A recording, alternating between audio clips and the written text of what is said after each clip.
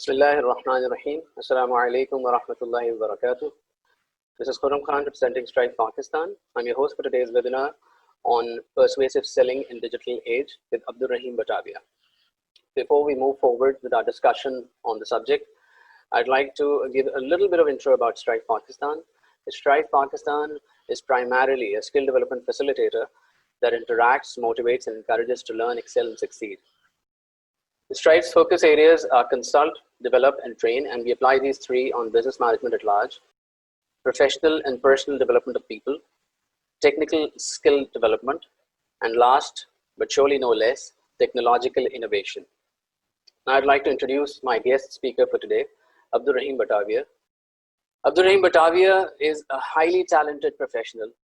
He brings with him a decade of experience managing high-profile accounts for top-tier firms, excellent project management skills, and exceptional communication skills in consulting with key decision makers. Abdul Rahim Batavia is a certified solution selling professional from SPI Sales and has proved time and again his abilities to provide solutions to customers and organizations. He is a data-driven individual and has the ability to convince any argument using the approach. Rahim's biggest strength is managing people in teams. He is currently working for Hapag Lloyd Pakistan as Director Sales. Abdul Rahim Batavia has served some illustrious names in different industries of Pakistan. He has worked for DHL Pakistan, Gerry's dnata, Careem, and Maersk Pakistan earlier on. Thank you so much, Abdul Rahim, for joining us. Assalamu alaikum. Wa alaikum assalam. Thank you for having me. Well, the pleasure is ours. What do you say? What has really changed in sales in the last decade? Because we know that there have been so many changes with respect to technology, technological advancement, systems, softwares, mobile phone devices, gadgets, whatever you say. Whichever direction we go, we see that there are a lot of advancements, a lot of changes that have been introduced and that are still being introduced in our corporate world. So how do you see it?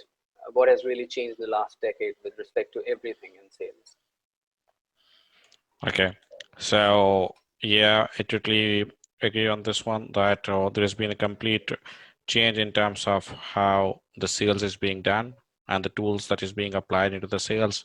So if you look at from the bigger perspective, so in the last decade, it has been a complete shift from in terms of the information. Previously, it was information from the seller side, but now it is the information from the buyer side. So the buyer is very well equipped about the product that he's looking for.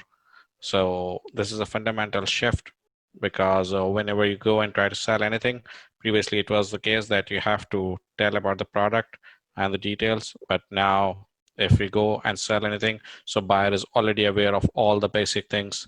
Like if you take the example, like if you want to buy any gadget or something, so you don't go to the market first. You get a lot of information on the websites, on the platform like the RAS. You have got a lot of price comparison. What's the feature? What's the discounts? So, and once you go out for the final purchase, either if you purchase it online, that's fine. Even if you don't purchase it online, you go out to the market, you have all the information with you. And I have seen certain conversation with the retailers where people know more than the retailers now. Right. So this is a fundamental shift in a decade. And if you look at probably from the numbers point of view, not in terms of the Pakistan, but also the global. So in 2010, only 1.3% of the sales was through the smartphones. Now it is 44% of the total sales is through the smartphones. So yeah. And the one thing that has been changed is how we go and identify the prospect. Previously, it was more about the hitting more and more prospects or more and more customers, but now it's more about the targeted customers.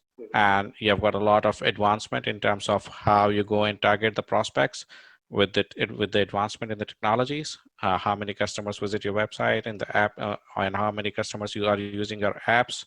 So let's suppose in shipping, now we have more data in terms of how to target the customers. Like previously, it was more about importers and exporters, but now we have this online things and where people go and search the quotations and where people go and search from where to where they want to ship their products. So we have all this data, and that's also redefine how we go and target our customers. So there's a lot of things that has been changed, and what we have seen is basically now the sales strategies are more driven by the data. So previously it was, you can say, the one data that we need to do this, but now if you look at the details, there is a lot more data while devising the sales strategies. And so this is the big change. And the last thing that I would like to comment on this one is basically technology is helping to give the personalized experience to the buyers. Exactly. So let's suppose if you just go and Google one thing and then on the Facebook you get all the details. Let's suppose you are planning a holiday trip and you just search one thing on the Google and you get a lot of packages when you open the Facebook. So this is all personalized things that you get. So more of a smart targeting approach is required more than just go and target approach. So this is the fundamental shift. I'd like our viewers to know that Abdul Rahim has, mashallah, done his MS in Management Sciences, and he has got his 2 research papers published in different journals.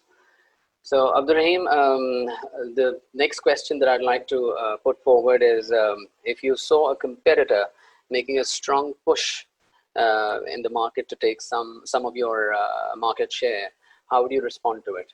Okay, I guess interesting question. So with respect to this, I guess so this happens in any industry that there are some competition that gets aggressive and takes the market share. So first of all, I guess there is no need for the panic attack. What I have seen basically is due to this panic attack, there is a lot of disturbance into the market. So the first thing that we need to look at is basically what's the difference that they are trying to do and what good they are trying to do.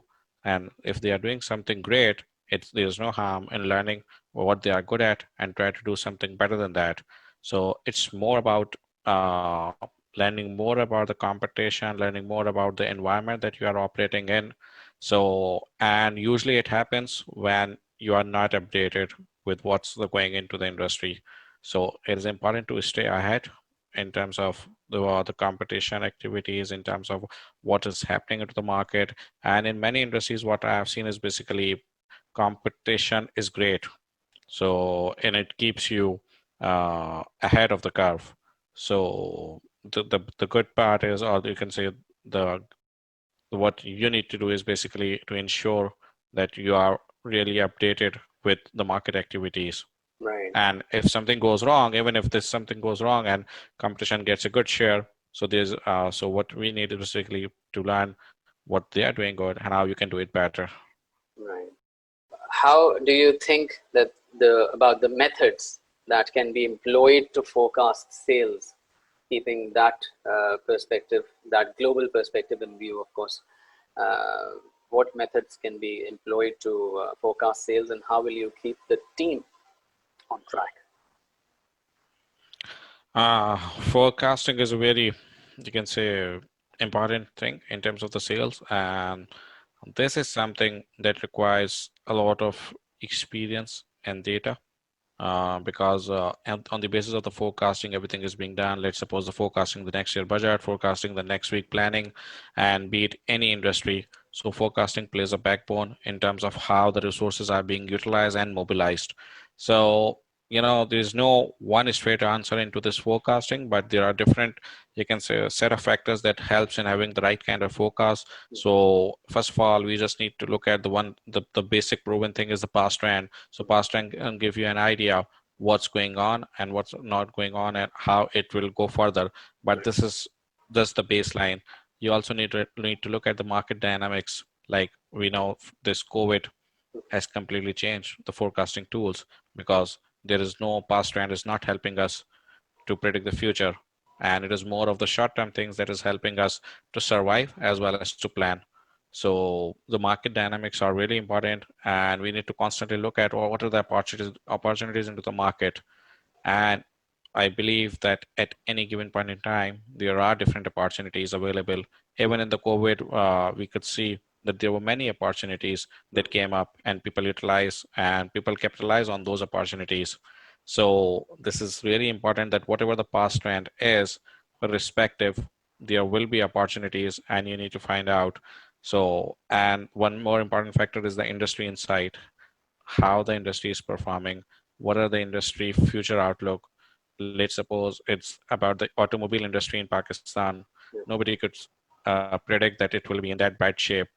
So industry overall insight is very important, and that is also linked with what are the legislative changes that are happening into the industry. Yeah. Some are very positive, some are not very positive. So that also needs to be taken into account in terms of the forecasting, and you need to have a more of a long-term view as well as short-term view. There are a few things that you need to capitalize probably for the next month, next week.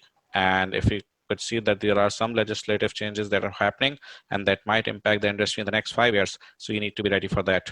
So there are many, and other than that, if we need to look at what are the product changes that are expected, if there are any product changes into the market of your product or the competition product. It's not only about your product, about the competition as well. So the change in competition product may help you as well. So, and this is one, the second basic thing is the seasonality that is also covered within the trends. So, and last but not the least, the internal part is what's the opportunity in pipeline for the forecast. Absolutely. That is very important. So these are all you can say, and these are probably just a 7 point, but that requires a lot of insights, a lot of information from the different sources that can help in terms of the right forecasting. So very well said, Abdul Rahim, about the methods that you would employ to keep the team on track and forecast sales. If the company is in jeopardy of losing a long-time client, what steps would you take to save the account? Again, I guess very valid question. And usually, if you look at this, the losing a client thing. So first of all, that's normal that people do lose client, companies do lose clients, and losing a long client does not come probably overnight.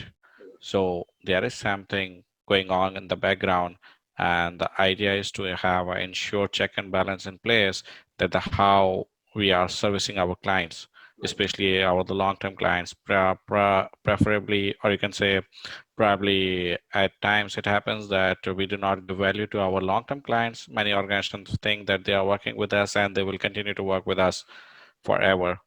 It is never the case. So for example, if you have some long-term client and it is a big client, so it is being approached by the competition always. So what you need to ensure, first of all, that all the checks and balances are in place and you get a regular feedback from the client. But in case that it is the question that you put, that if the client is about to lose, what we need to do. First is basically you need to go into a bit of the background that why it is happening. Whoever is managing the account in your team, you need to have a dialogue with that person that what's the reason that we are going to lose this client. It may be that you are servicing the client at its very best and you are doing your job perfectly well, and it is because of some competition, or you can say some change in the product by the competition or by your company, or maybe there is some new entrant into the market and they are trying to get the business away. So first of all, you need to deal with the facts. Right. What are the facts? What's the primary reason? It is just because that the customer wants to go away because of one small price tag, or it is just a service failure that is being repeated over the period of time and the customer wants to go away. So first of all, you need to gather the facts, and then you need to open up the communication channels. Usually it happens that many a times when client is losing, people do not have the right communication in place. So it is very important that you have to have the right communication channels with the client.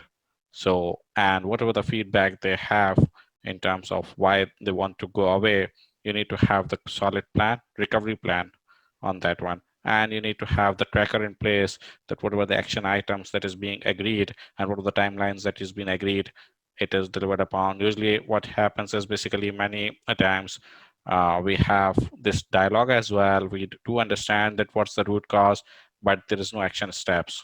So it's more of the meeting and the action plans just on the piece of paper, but they are not deliverables. And at the end of the day, we see that such thing happens. But in general, we do not have any situation practically where we have this, that you lose a client overnight.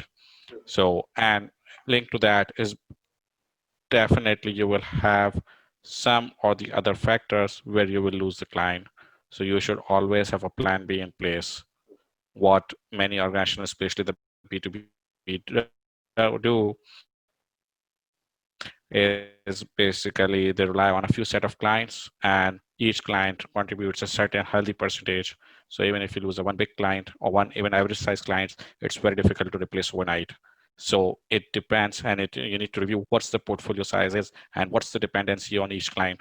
First of all, you should not have the one such a big client where you are dependent so much, and the portfolio should contain the mid-tier clients as well as the small clients. And you need to have the strong opportunity pipeline, which you can onboard really quickly in case if any client goes away, even you are serving very well. So as they say that the prevention is better than cure. Yes, exactly. So this is my view on the losing the client. With this fast changing world, how do you see the future of sales in Pakistan or all across? Not in Pakistan only, but all across. How do you see the future of sales? Moving forward, I guess the skill set that will be required for the sales professional is to have the more understanding about the customer and more understanding about their business, because the business is going into a different direction now compared to the pre-COVID. You cannot have the same kind of the demand and supply situation, because we can see that there's a lot of fluctuations in terms of demand and supply. And with this change in the global supply chain solutions, suppliers are moving away, or a lot of procurement is moving away from China to the different part of the world. It is completely changing the way things are being managed. So you need to have a more deeper understanding of the markets, and the uncertainty will continue to be in the next year as well, depending on how the COVID shapes up in the next few months. So this is probably impact all the function. And for the sales point of view, I guess people need to be more close to the markets, and they need to have more, you can say, update. They need to have, or they need to be more updated with the industry trends and how the future looks like, and it will continue to evolve. So it is not something that you need to have an idea about the next year or something, but how the market shapes up in the next week, next month, and the next year. So, and it will continue to evolve. Although the sales is evolving, but the COVID will completely change the sales paradigm, because what we could see is basically in the last 6 months, people are not able to go and meet face to face, and there is all digital conversation. But the business is going on and it will continue to go on. The tools and you can say the practices of doing sales will be different, and the point that we discussed earlier, the forecasting is going to be tough. Demand and supply situation will continue to be evolving, and we will not have, you can say, the right kind of forecast, and it will not be, you can say, the linear equations. So the sales needs to be very flexible, and they need to be ahead of the curve in terms of understanding the market, in terms of probably engaging where the market is going and what needs to be done. And so there is a lot of, you can say, the right skill set is required in terms of doing the sales and managing the sales, managing the market, managing the clients, because there's a lot of uncertainty into the market, and it will continue at least for the next year. Well, and we do not see that the things will return to normal in the next few months. And with the second wave of COVID coming in, we could see that the 2021 will be turbulent with respect to the market dynamics. So sales need to be very agile, and the salespeople will need to adapt themselves with this changing market situation. So, yeah, this is. Definitely, absolutely spot on. I think that the adaptability skills are definitely going to play a great role for professionals in the entire corporate sector, because COVID has really brought about a lot of changes in how we operate and how we go about doing it, handling business and managing business. I must thank you, Abdul Rahim, for sharing your wonderful thoughts. This was really an informative and a learning session with you. Thanks a lot for being with us and sharing so much from what you have learned over the years. Thanks a lot. Thank you so much. Have a nice day. Take care. Thank you all. We really appreciate your presence and participation in today's webinar. Please don't forget to follow us on LinkedIn, Facebook, Twitter, Instagram, and YouTube by just adding /Stryvve right after the web address of each of these social media channels. While you may reach us anytime through our email address, which is info@stryvve.com. Take good care of yourselves, your family members, especially your elders and your kids, and we very much look forward to see you soon again. Jazakumullah khair. Thanks once again, and Allah Hafiz.